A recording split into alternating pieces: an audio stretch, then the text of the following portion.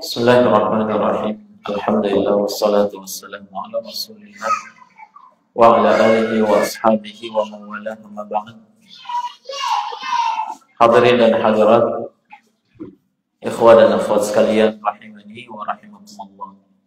Baik, mari kita lanjutkan pembahasan kita berkaitan dengan hukum-hukum seputar puasa Ramadan, yang mana ya kita telah menyelesaikan pembahasan berkaitan dengan niat, ya wajibnya menetapkan niat di awal puasa Ramadan. Baik. Kemudian berikutnya jamaah sekalian, kita masuk pada pembahasan sahur.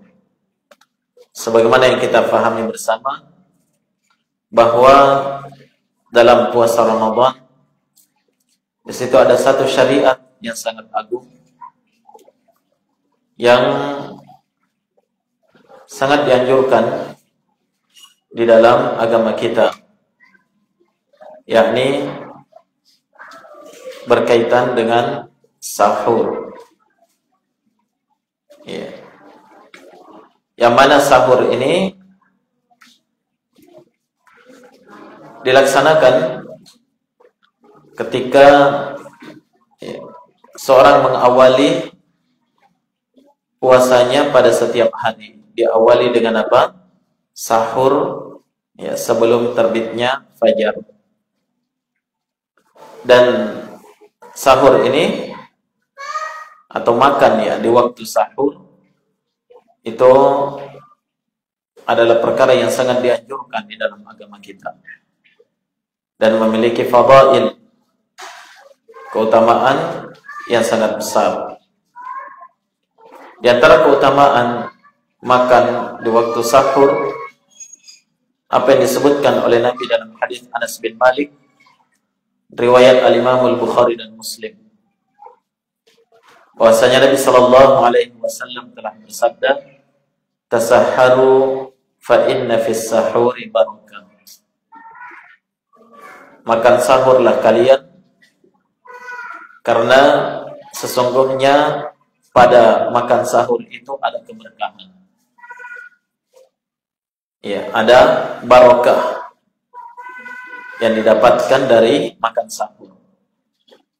Oleh sebab itu jemaah sekalian, ini adalah amalan yang harusnya tidak disepelekan. Ya, terkadang orang merasa bahwa saya masih kenyang, ya kan? Ya, kadang orang mengatakan saya mampu untuk tidak makan sahur, mampu berpuasa walaupun tidak makan sahur, sehingga dia abaikan makan sahur. Ya. Maka Nabi menganjurkan kita untuk sahur karena padanya ada keberkahan. Dalam riwayat yang lain, dalam riwayat Al-Imam An-Nasa'i, disahihkan oleh Syekh Muqbil rahimahullah, ada seorang lelaki dari sahabat Nabi berkata, dakhaltu ala Nabi sallallahu alaihi wasallam wa huwa yatasahhar. Saya pernah masuk ke rumah Nabi sallallahu alaihi wasallam sementara beliau makan sahur. Faqal, kemudian Nabi bersabda, innaha barakatun a'taakumullahu iyyaha. Sesungguhnya pada syariat makan sahur ini ada keberkahan yang Allah akan berikan kepada kalian. Fala tada'u, maka jangan sekali-kali kalian meninggalkan makan sahur. Maka Nabi sangat menekankan. Bahkan dalam hadis riwayat Imam Muslim, lebih tegas lagi Nabi sallallahu alaihi wasallam bersabda, faslun ma baina siyamina wa siyami ahli al-kitabi aklatus saham. Pemisah. Pemisah antara puasa kita dengan puasanya ahlul kitab itu adalah makan sahur. Ahlul kitab, Yahudi dan Nasara, mereka juga puasa kan?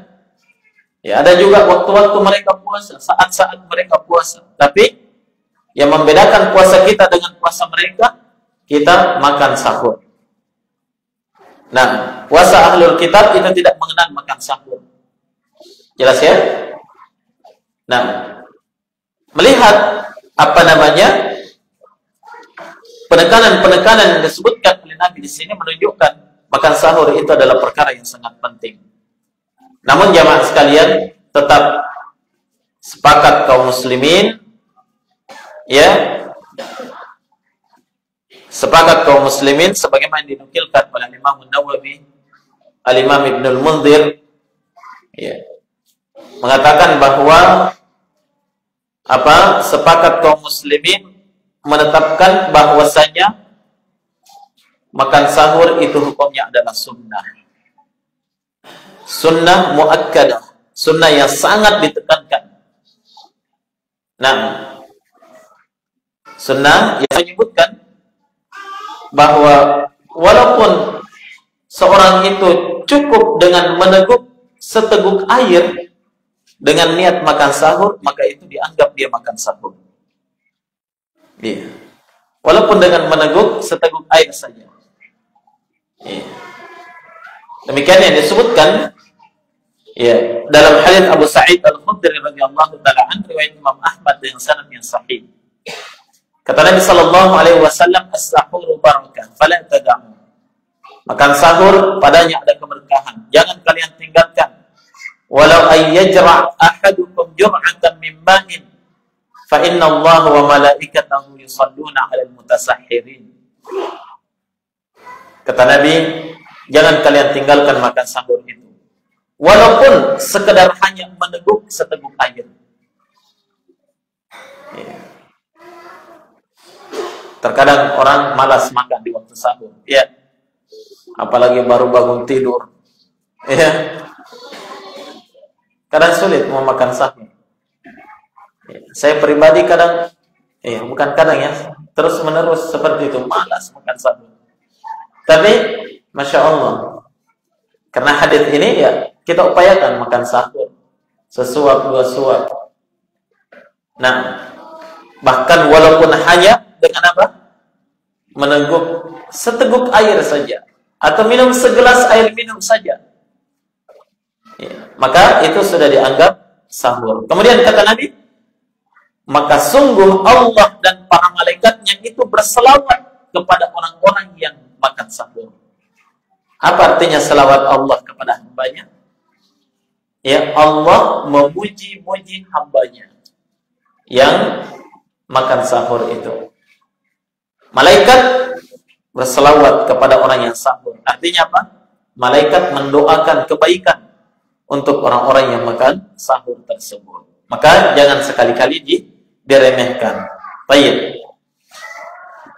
Itu tadi ya. Jadi hukumnya adalah apa? Sunnah, tapi sunnah muakkadah yang sangat ditekankan. Baik. Kemudian dalam syariat makan sahur ini di situ ada sunnah lagi, yaitu apa? Disunnahkan orang yang makan sahur itu untuk mengakhirkan sahurnya. Apa artinya mengakhirkan sahurnya? Dia makan sahur ya di penghujung waktu sebelum terbitnya fajar. Tadi sudah kita singgung ya di awal pembahasan bahwa awal imsak, awal menahan sesuai dengan sunnah Nabi Sallallahu Alaihi Wasallam itu adalah apa? Awal menahannya ketika terbit fajar. Di situ menahan, tidak boleh makan, minum, dan syahwat. Iya. Nah, sahurnya kapan? Disunnahkan untuk mengakhirkan sahur. Seperti itu. Anggaplah misalnya fajar itu terbit jam 5 subuh. Ya, maka sahurnya sekitar jam 4. Ya, mungkin setengah 5 sudah selesai. Ya, maka itu namanya apa? Mengakhirkan sahur. Nah, ya. Apakah itu harus? Jawabannya tidak harus. Tapi ini dianjurkan oleh Nabi.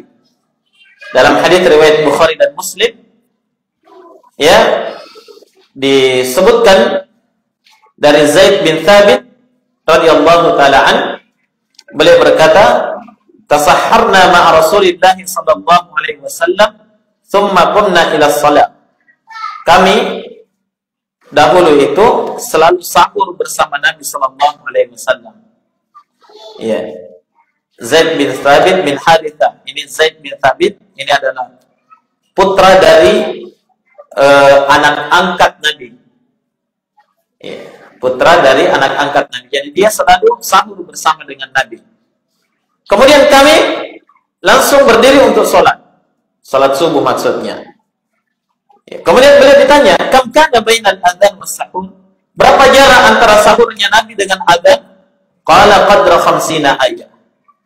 Ya, sekitar 50 ayat.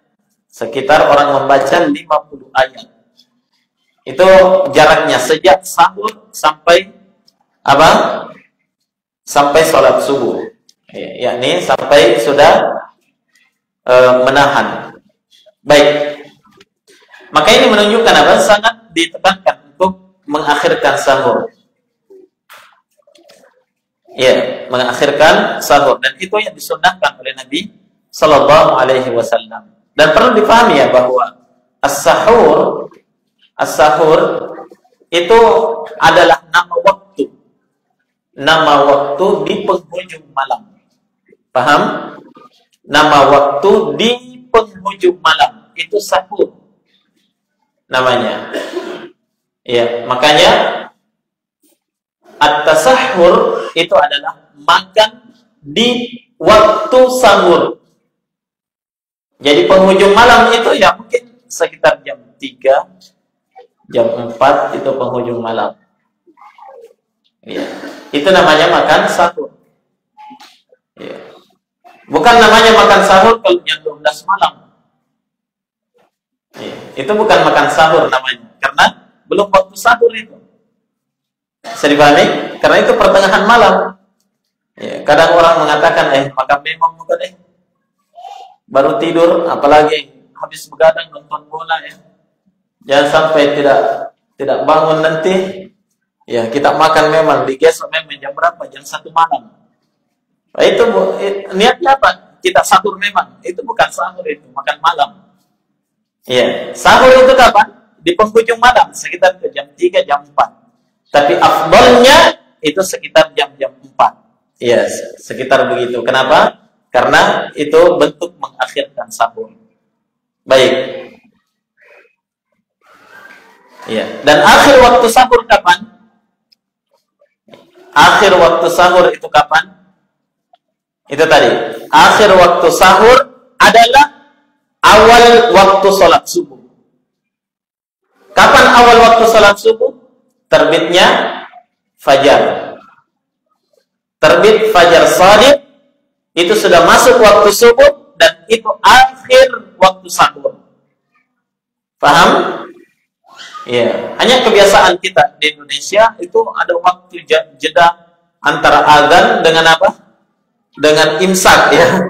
Ya, katanya ada waktu imsak, kemudian sekitar 15 menit atau 20 menit baru azan subuh. Kalau yang disunnahkan oleh Nabi Sallallahu Alaihi Wasallam tidak seperti itu. Ya, berdasarkan hadis yang kita sebutkan tadi di awal, kata Nabi, ya, kalian akan mendengarkan di waktu malam azannya siapa? Azannya Bilal. Fakulu washrabu. Silahkan kalian makan, silahkan minum. Jangan berhenti makan dan minum karena mendengarkan azannya Bilal. Nanti berhenti kapan? Hatta sami'tum adzan ibni Ummi Maktum. Sampai kalian mendengarkan azannya Ibnu Ummi Maktum. Yaitu apa? Azan subuh. Ya, azan subuh. Berarti awal waktu apa? Akhir waktu sahur kapan? Azan subuh. Kalau sudah terdengar azan subuh. Wah, Ustaz, masih bisa makan-makan ini. Iya. Masih boleh. Sampai kapan? Sampai apa? Azan subuh terdengar. Ya. Terus ingat ya, azan subuh yang kita percaya bahwa muadzinnya itu ada tepat waktu, amanah. Ya. Jangan sampai muadzinnya molor 15 menit, wah bahaya. Ya. Antum dapat bonus makan itu. Nah, jadi muadzin yang betul-betul amanah. Nah, itu kita dengar, kita yakin dia amanah, terdengar azannya, berarti itu waktu imsak. Karena itu sudah masuk waktu subuh. Begitu ya? Baik. Nah, sekarang muncul pertanyaan kadangnya. Ya, bagaimana Ustaz ketika misalnya ya, masih sementara makan, tiba-tiba terdengar azan subuh. Apa yang dilakukan? Kita telan saja itu makanan. Kalau ditelan kita belum minum. Atau kita habiskan dulu satu piring, tak kalah nih. Nah, ya, jawabannya jemaah sekalian yang seperti ini, ya, bahwa asal yang diperintahkan oleh Nabi Sallallahu Alaihi Wasallam adalah apa? Ketika terdengar azan subuh itu waktu imsak, menahan diri. Kalau kita diperintah menahan diri, berhenti makan, berhenti minum. Tidak ada alasan sudah minum atau belum minum.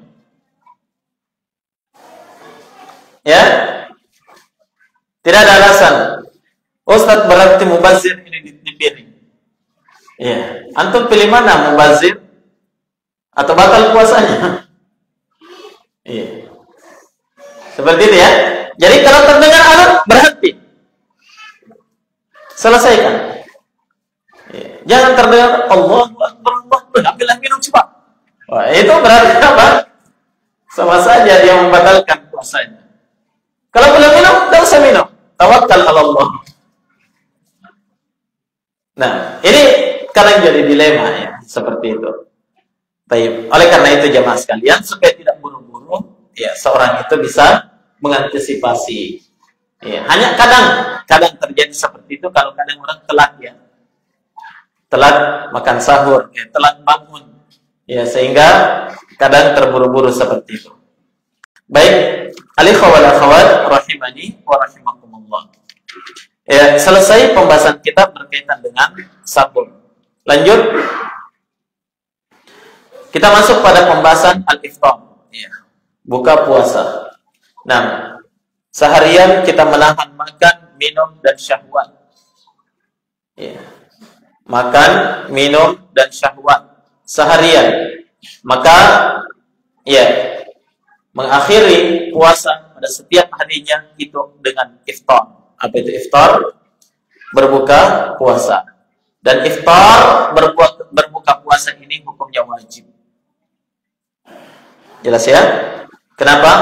Karena dalam Islam diharamkan yang namanya siyamul wisal, puasa sambung menyambung, tidak ada buka puasanya. Itu tidak dibenarkan di dalam agama kita. Bisa dipahami? Iya. Misalnya dia puasa hari ini, nah tidak buka, lanjut puasa lagi besok, tidak buka, lanjut lagi puasa besok. Tidak ada puasa seperti itu dalam Islam. Nah, itu puasanya orang-orang yang mencari ilmu kanuragan. Puasa 7 hari berturut-turut. Ya, orang yang mencari ilmu kebal, ya, atau ilmu yang orang-orang yang mencari apa namanya, ilmu kekayaan, apa namanya itu, pesugihan, ya. Nah, kalau dalam Islam tidak dikenal puasa yang seperti itu. Puasa dalam Islam harus diakhiri dengan apa? Al-iftar, buka puasa. Nah, buka puasa. Baik.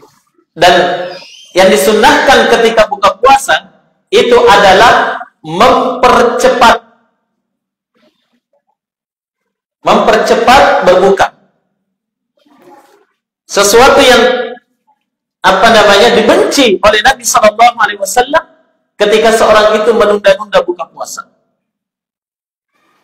Ya. Walaupun sekedar minum seteguk air saja, yang penting dia membatalkan puasanya. Bisa dipahami? Nah, jadi berbuka puasa hukumnya wajib, harus, ya, dan mempercepat buka puasa itu hukumnya apa? Sunnah muakkadah, sunnah yang sangat dianjurkan oleh Nabi. Yang penting sudah terbenam matahari. Itu patokannya, terbenam matahari waktu berbuka. Jangan mentang-mentang disunnahkan mempercepat buka puasa, jam 5 sore sudah buka. Ya. Akhirnya jam 6 nanti ikut juga buka. Itu namanya bukan buka, tapi buke. Sudah penuh. Jadi, mempercepat buka puasa ketika sudah yakin terbenam matahari. Ya. Dan ingat ya, akhir dari pelaksanaan puasa seorang muslim adalah terbenamnya matahari. Nah, terbenamnya matahari.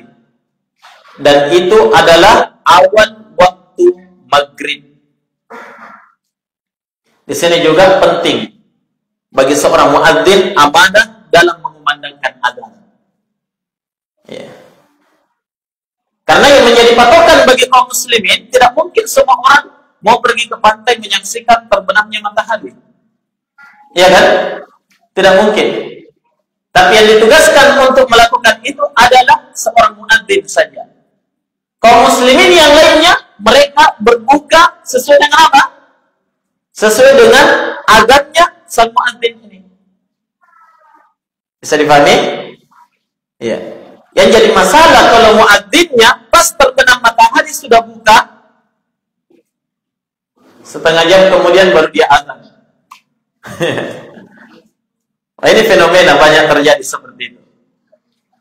Kenapa? Karena sudah bunyi sirine tadi. Terbenam matahari, bunyi sirine. Azan 15 menit kemudian, karena tukang azan juga sementara makan. Ya. Ini tidak benar. Ya. Yang disunnahkan oleh Nabi Sallallahu Alaihi Wasallam, pas terbenam matahari, kumandangkan azan maghrib, dan itu waktunya buka puasa. Paham? Itu waktunya buka puasa. Nah,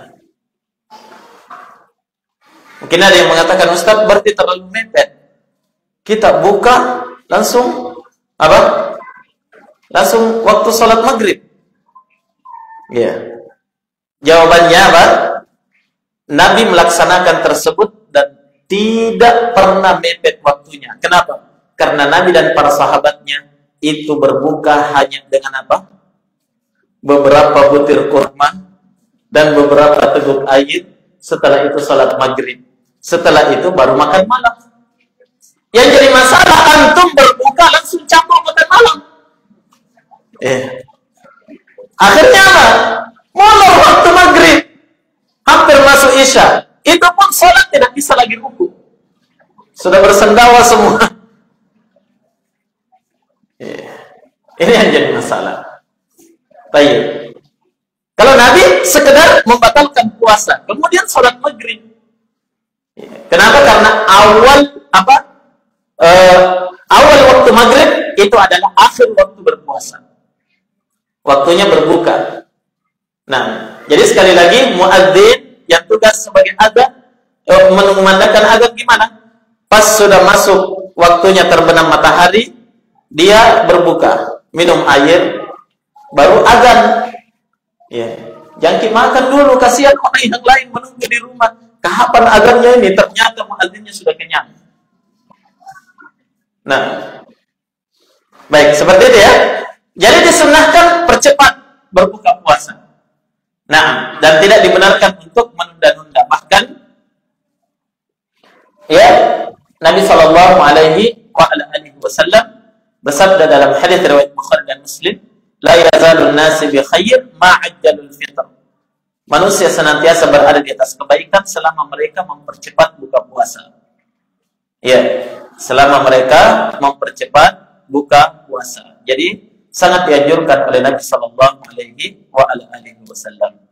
Baik.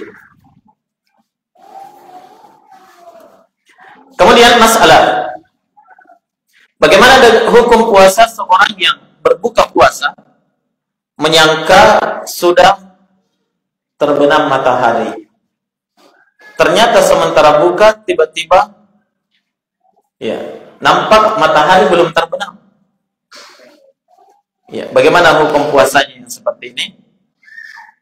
Apakah batal atau langsung berhenti makan dan lanjut puasa lagi sampai terbenam matahari? Nah, perhatikan ya, kalau dia berbuka betul-betul karena tidak paham, atau betul-betul dia yakin bahwa sudah terbenam matahari, ini namanya bentuk kekeliruan ya. Salah paham. Misalnya sudah terdengar di masjid Allahu Akbar, sudah minum, makan. Ternyata orang cuma tes 1 2. Bagaimana ini?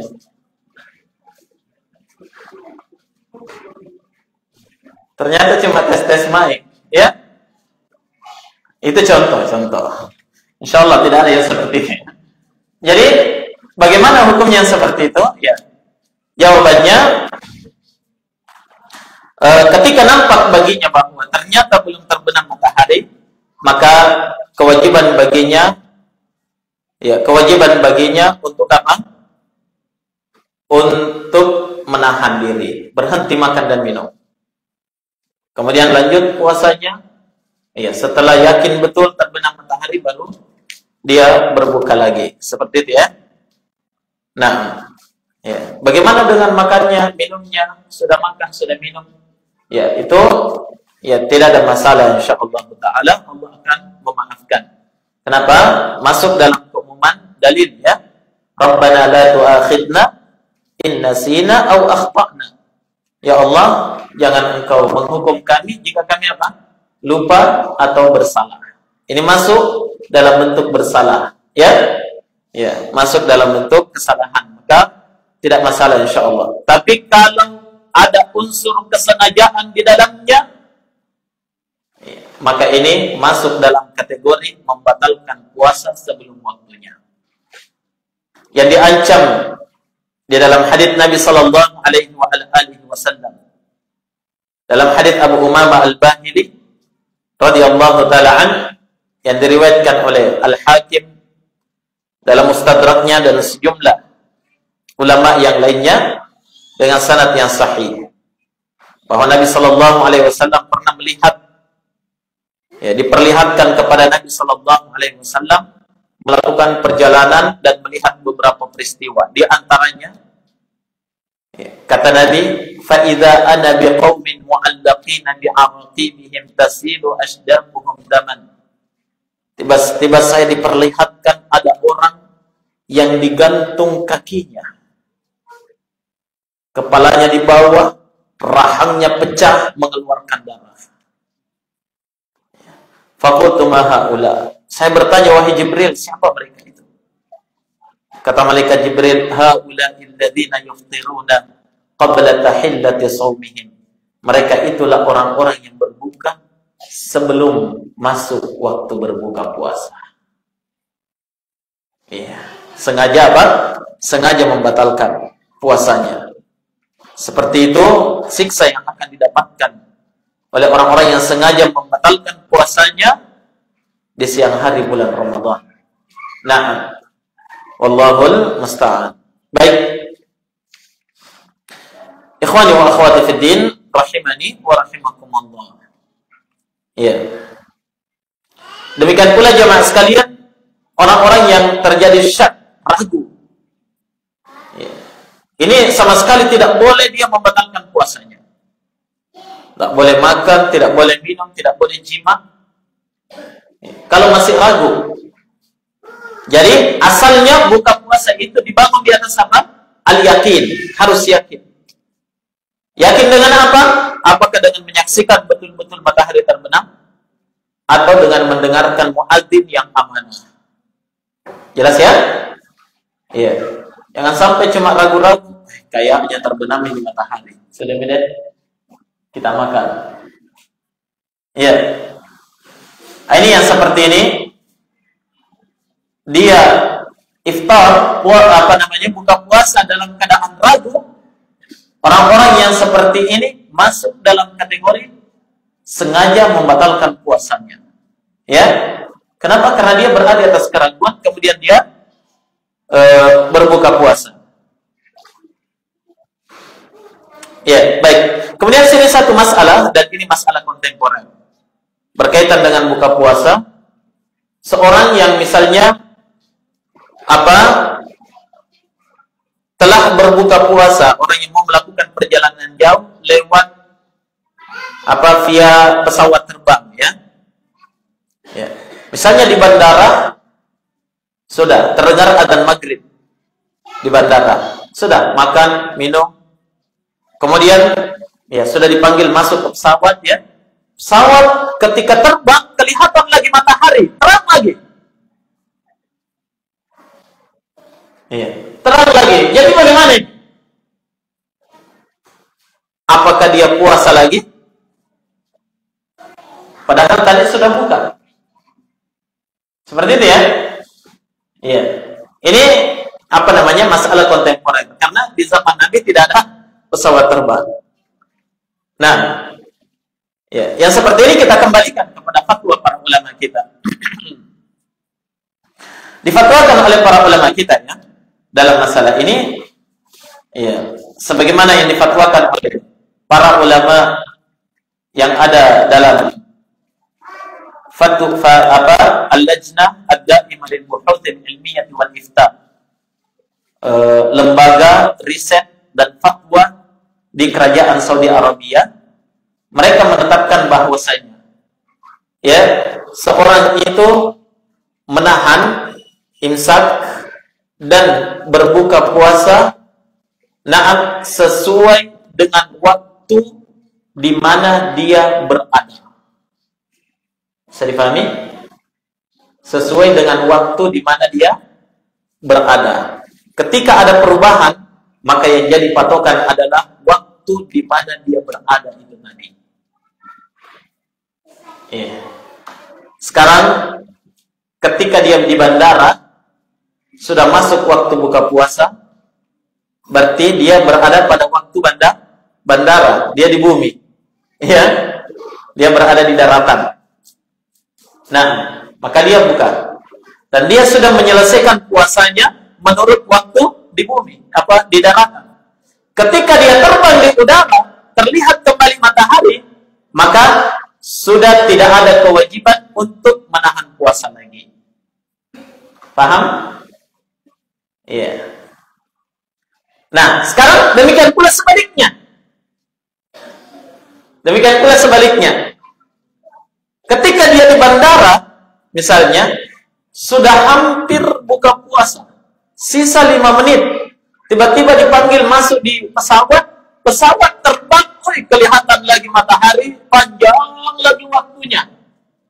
Baru terbenam, bisa-bisa bertambah 2, 3, sampai 4 jam. Kan begitu ya? Iya. Nah sekarang bagaimana? Apakah dia buka setelah 5 menit? Atau dia menunggu? Iya. Dia menunggu sampai terbenam matahari di pesawat. Terbenam matahari saat dia di pesawat. Yang mana ini? Kembali ke kaidah yang disebutkan Lajnah Daimah tadi. Apa itu? Seseorang itu menahan dan berbuka pada tempat sesuai dengan waktu dan tempat waktu di mana dia berada. Begitu ya? Ya. Sekarang dia berada di mana? Di pesawat. Berarti dia harus ikut waktu berbukanya di pesawat. Walaupun harus bertambah beberapa jam. Paham ya? Ya, ini biasa kita alami. Saya pernah penerbangan ke Dubai kalau tidak salah waktu itu. Ya, dari Makassar. Ya, itu kalau tidak salah sisa 10 menit lagi buka puasa. Ketika kita terbang bertambah sampai 3 jam. Ya, berarti puasa kita bertambah 3 jam. Nah, baru kita berbuka. Sebagian ikhwan itu buka sajalah. Ya. Kenapa mereka buka? Karena mereka dalam keadaan safar. Ya, boleh buka atau tidak? Boleh. Jadi mereka itu buka, yakni membatalkan puasanya, nanti diganti di waktu yang lain. Daripada menunggu sampai 3 jam lagi. Kalau saya alhamdulillah masih bersabar menunggu sampai 3 jam. Seperti itu, ikhwan. Nah, jadi kembali kepada kaidah itu tadi ya, bahwa seorang itu menahan dan berbuka tergantung di tempat di mana dia berada. Ya, waktunya tergantung di mana tempat dia berada.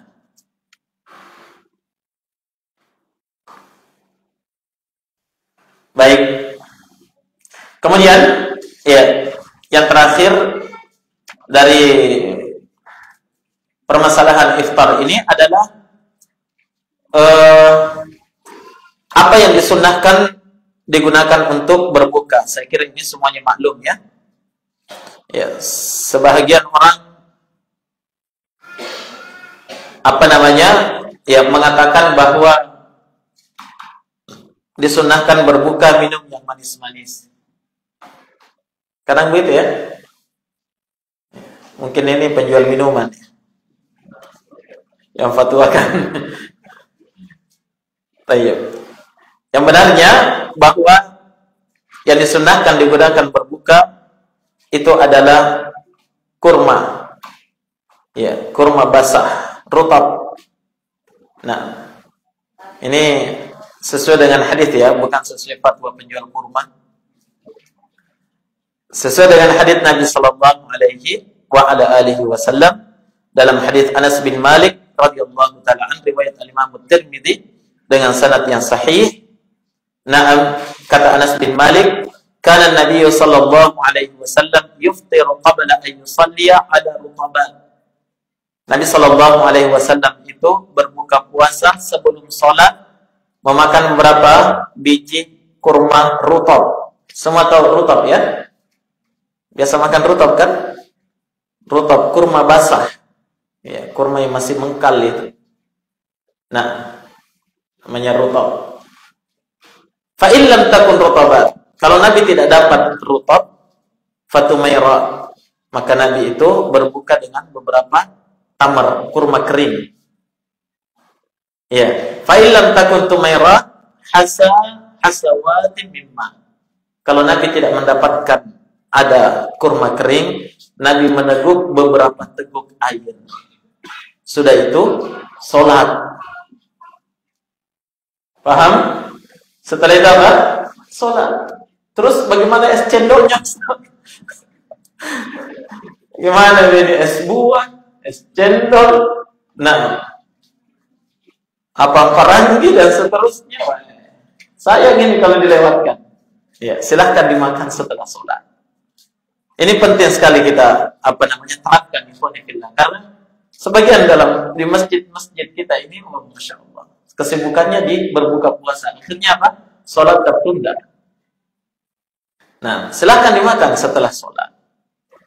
Nah, dan di sini Nabi hikmahnya, kenapa beliau beberapa rupa atau tamar kurma kering? Karena ternyata kurma ini bisa memberikan energi yang luar biasa pada tubuh kita ketika perut itu dalam keadaan kosong. Ya, dan dia adalah antioksidan yang sangat kuat. Ya. Kurma ini. Sehingga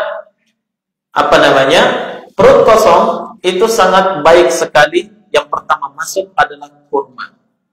Oleh karena itu Nabi mensunnahkan dari sunnah Nabi, kalau anak baru lahir itu ditahnik namanya. Apa artinya ditahnik? Kalau orang Jawa bilang diloloh ya. Ditahnik dengan apa? Dengan kurma. Ya, ini tuntunan Nabi Shallallahu Alaihi Wasallam. Anak yang baru lahir sebelum ada yang masuk ke lambungnya, hatta ASI. Sebelum ASI masuk ke lambungnya, itu yang pertama dimasukkan oleh Nabi adalah apa? Kurma. Nabi mengunyah kurma sampai lembut, kemudian diambil, dimasukkan ke mulut bayi tersebut. Kenapa? Ya, sebagian menyebutkan ini bentuk imunisasi yang paling hebat ini.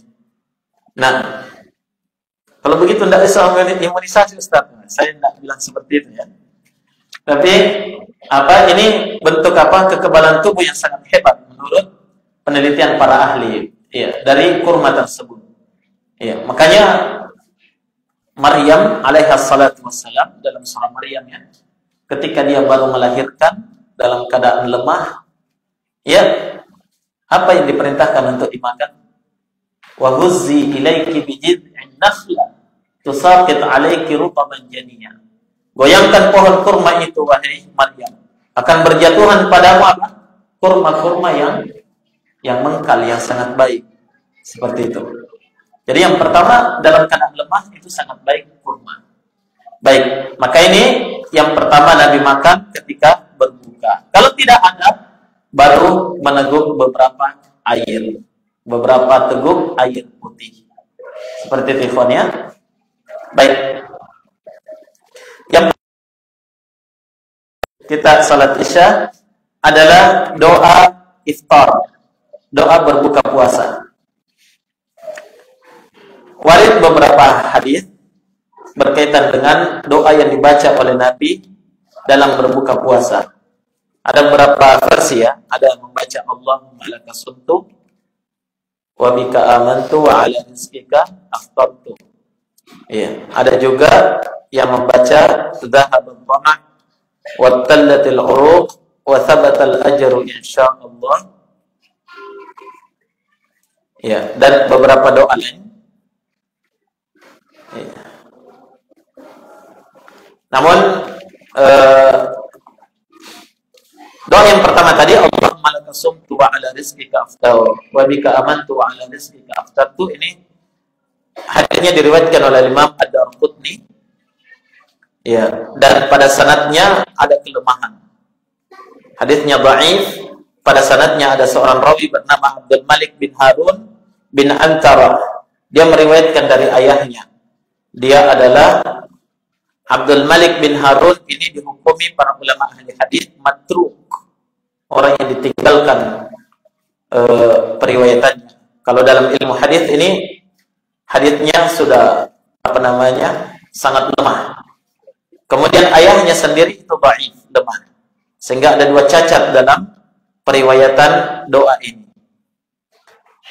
Adapun doa dhahaba dhama wa tallatil uruq wa thabatal ajru insyaallah taala, ini ada perselisihan para ulama ahli hadis sebagian melemahkan hadis ini, sebagian juga mengatakan hasan, bisa mencapai derajat hasan. Syekh Al-Albani rahimahullah menghasankan hadis ini.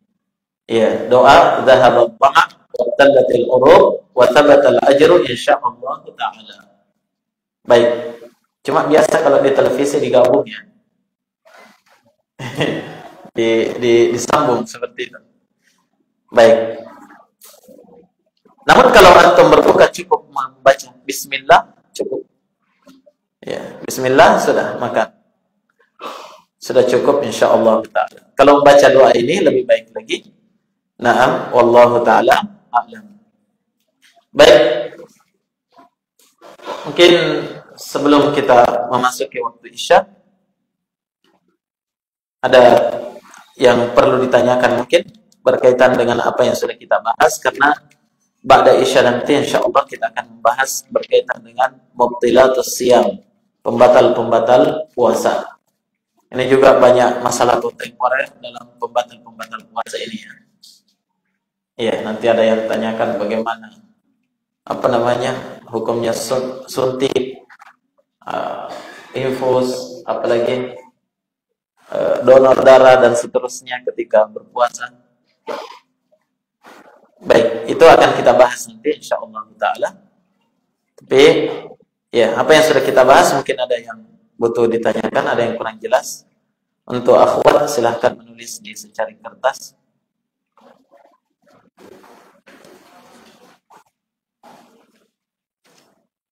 Ini dari akhwat.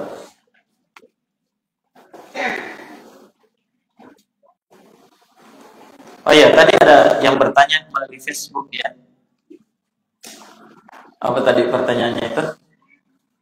Berkaitan dengan ru'yah ya.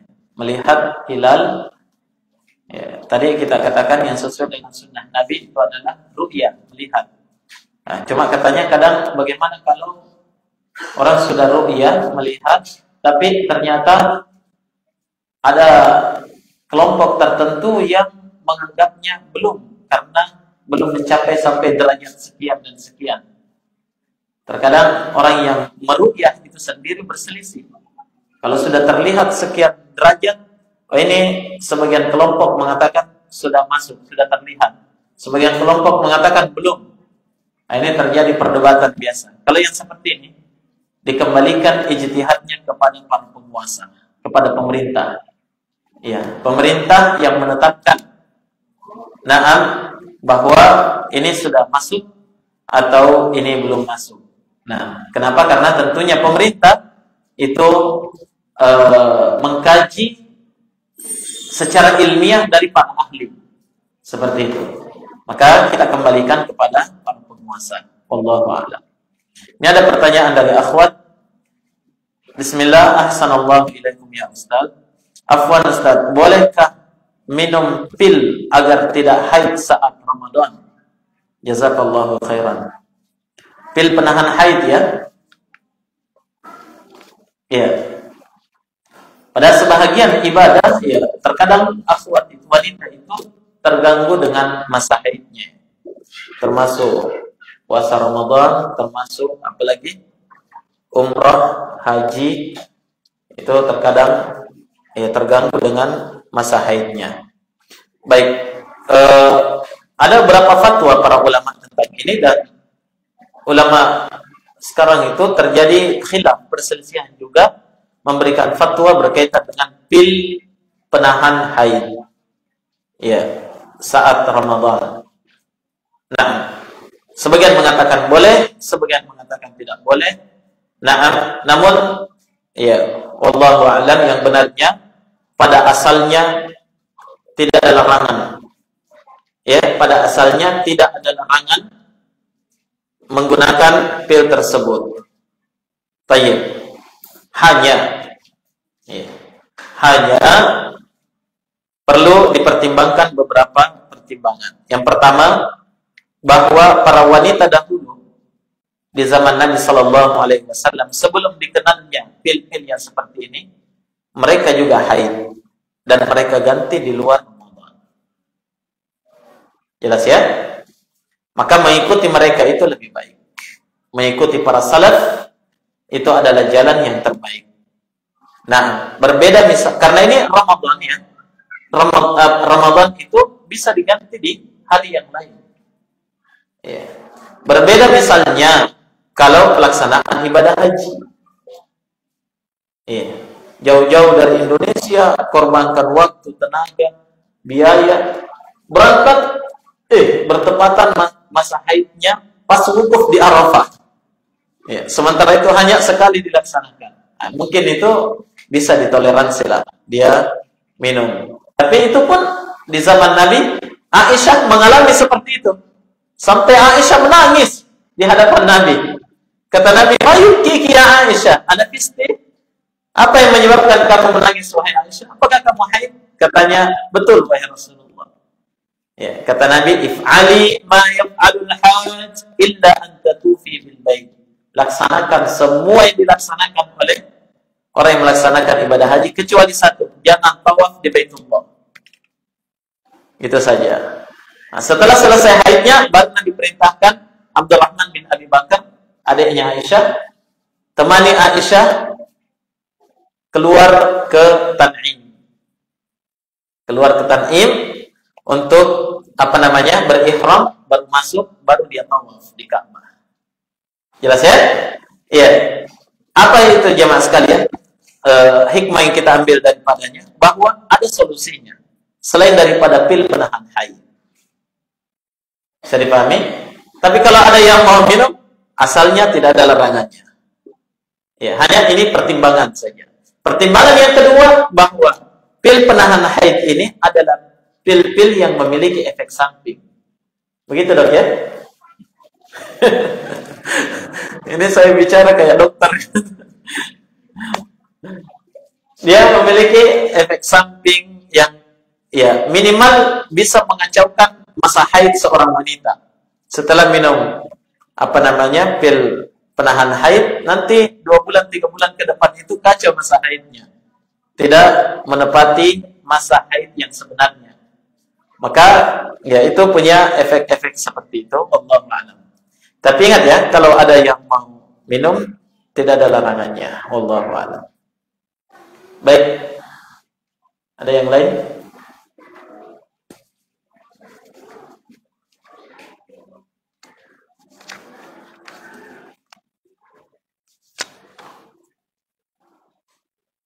Baik, kalau tidak ada, kita salat Isya ya. Sudah masuk waktu. Baik, naktafi bihadza. Subhanakallahumma wa bihamdik, asyhadu an la ilaha illa anta, astaghfiruka wa atubu ilaik.